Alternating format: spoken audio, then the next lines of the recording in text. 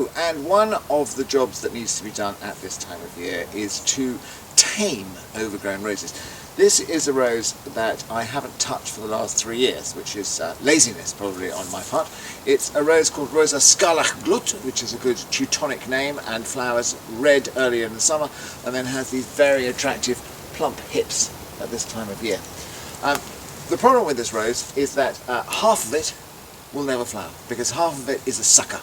A sucker is something that comes from below the graft on a rose. Many roses are grafted onto a fast-growing rootstock, like the native dog rose, Rosa canina, and that's exactly what's happened here.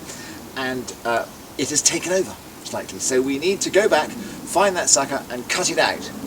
On this rose, it's actually quite simple to tell the sucker from the main rose, because if you look at the main rose, here, you will see that the stem is red. If you look here at this sucker, you will see that the stem is green. So, first step, remove all the green, leave all the red. Well, that was quite straightforward.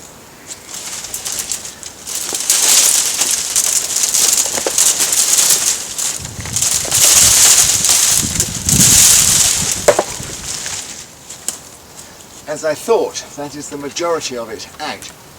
And there's just a couple of small ones left. Come around the corner and have a look, and I'll show you where it comes from. Do you see in here, there's all these bits of sucker. Well, that's old ones that I cut off before. That's pretty much dead. There's bits of sucker in here and here, which have all got to go. That there, however, this one here, that's a good one, because it's the right colour. So we're nearly there. Right, so having cleared all the sucker out of this rose, the next thing to look for are the 3 Ds. Dead, damaged, diseased.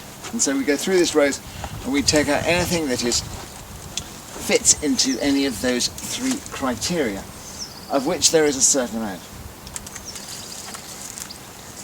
Here, on this branch here for example, you can see it's budded off and come this direction, but that end there is all dead and no use to anybody. There doesn't seem to be much disease, any disease on this plant, so that's lucky. However, a little bit of damage, you see, like this split here. If we chop that out, then it will stop any disease getting in at a future date. Now we have removed the sucker and the dead, damaged and diseased, you will be forgiven for thinking that there is not a lot left.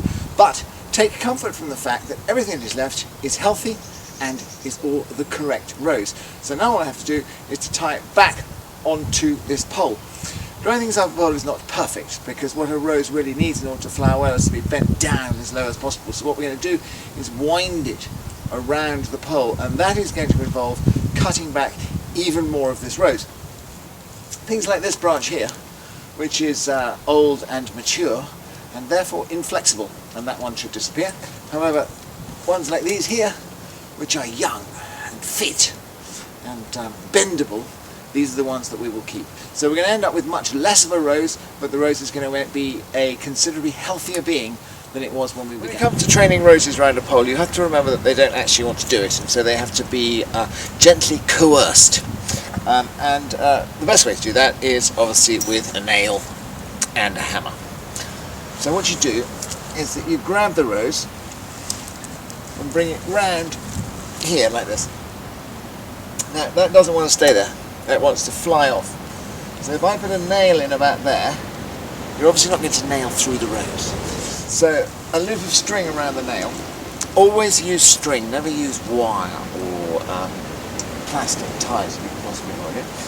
Because if you do, it will dig into the rose and not do it any good at all. Whereas the string, when it rots, it falls off and hey, no harm done.